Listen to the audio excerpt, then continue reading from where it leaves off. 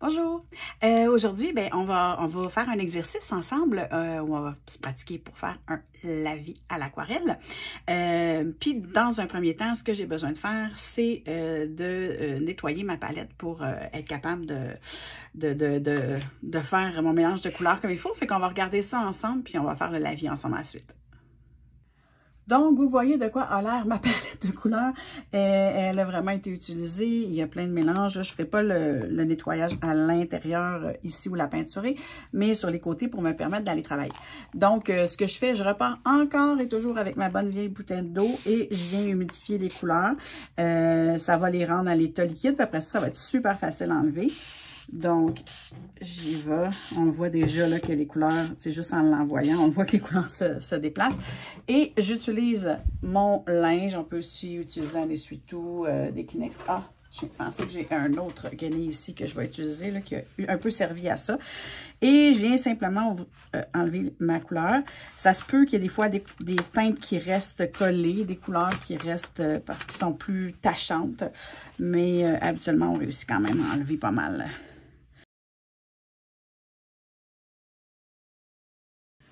Donc, on va travailler dans mon cahier qui me sert vraiment à faire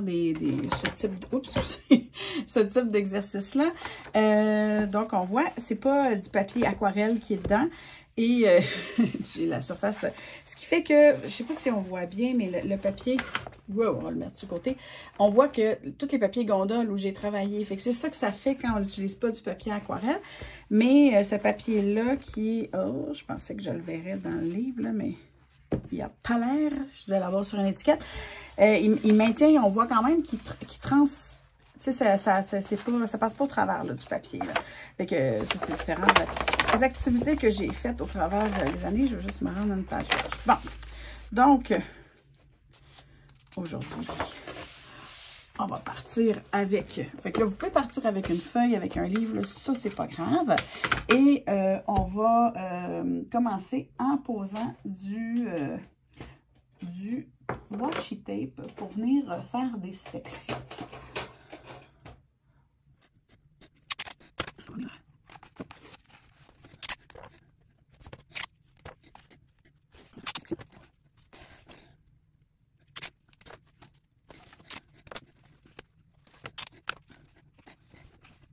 Oh, ensuite, on revient mouiller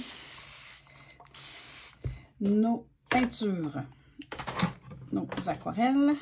Je prends mon pinceau qui est là et je vais rapprocher mon verre d'eau. J'ai mon verre d'eau qui est ici. Donc, ce qu'on veut faire, en fait, c'est qu'on va venir faire un dégradé du plus pâle au plus foncé. Donc, pour ce faire, on choisit une couleur. Donc, on va, par exemple, choisir le beau mauve qui est ici. Et on va venir faire un mélange ici. Et dans un premier temps, ce qu'on veut, c'est qu'il y ait beaucoup d'eau dans notre mélange pour que ça soit le plus pâle possible. Parce que c'est avec ça qu'on va commencer. Donc, on va venir commencer notre couleur. Là, on voit quand il y a des genres de flaques, là, comme ça, on peut juste venir repasser avec notre pinceau, puis ça vient enlever les flaques. Donc, ce qu'on va faire maintenant, c'est qu'on veut venir rajouter un petit peu de couleur à notre mélange de couleurs ici. Et on voit que ça fait une couleur un petit peu plus intense. Là, il y a beaucoup d'eau dans mon mélange. C'est un pinceau, j'ai pris un pinceau qui tient beaucoup l'eau. Et là, je refais la même chose. Donc, on reprend un peu de couleur dans notre mélange. Et ça fait un petit peu plus foncé encore. J'essaie d'absorber les flaques pour pas qu'il y ait trop de flaques. On rajoute un peu de mélange dans notre couleur. Fait qu'on s'en vient vers une couleur de plus en plus intense. On remonte un peu ici là, pour que ça soit plus dégradé. Même chose encore. De plus en plus foncé. Et on rajoute une petite bite d'eau. Encore où on va avoir le mauve presque directement. Tu sais, je vais même y aller directement du contenant, le mauve le plus foncé possible. Donc, je vais venir essayer d'enlever les petites flaques puis d'enlever les lignes que ça a faites. va essayer d'adoucir la ligne. Bon, comme ça. OK. Je suis beaucoup plus à l'aise avec ça. Donc, on vient de faire, excusez, un premier lavis de mauve où on voit qu'on part du plus pâle au plus foncé. Ça peut être des belles techniques pour faire des couchers de soleil ou des fonds avec des dégradés, des ciels, des choses comme ça. On va l'essayer d'ailleurs. Là, on va le faire, en fait, du plus foncé au plus pâle. Donc, on va faire l'inverse. Donc, j'ai lavé bien mon pinceau et là, je repars avec du bleu. On va l'essayer en bleu. Et là, on part presque, presque dans l'intensité la plus absolue de ce bleu-là. Je vais essuyer mon pinceau pour essayer d'en... Parce que là, il y a vraiment beaucoup d'eau dedans. Bon. Donc, on a notre bleu ici. Là, ce qu'on veut faire, c'est rajouter un peu d'eau pour qu'il soit un petit miette plus pâle. Et je vais aller rincer mon pinceau parce que là, il traîne beaucoup de bleu. Il y en a encore, là, mais on rajoute encore de l'eau. Oups! Moi, je rajoute de l'eau bleue. Je rajoute de l'eau. Fait qu'on s'en va vers quelque chose de plus pâle. Là, on va venir absorber l'eau. Je n'ai pas choisi le meilleur pinceau. J'ai choisi, tu sais, ça serait le fun si ce pinceau-là, si je faisais tout le long, parce qu'il retient bien l'eau, là, mais là, avec celui que j'ai là, on rajoute de l'eau. Fait que là, on va se ramasser avec une flaque de plus en plus grosse. On absorbe un peu l'eau. On rajoute de l'eau.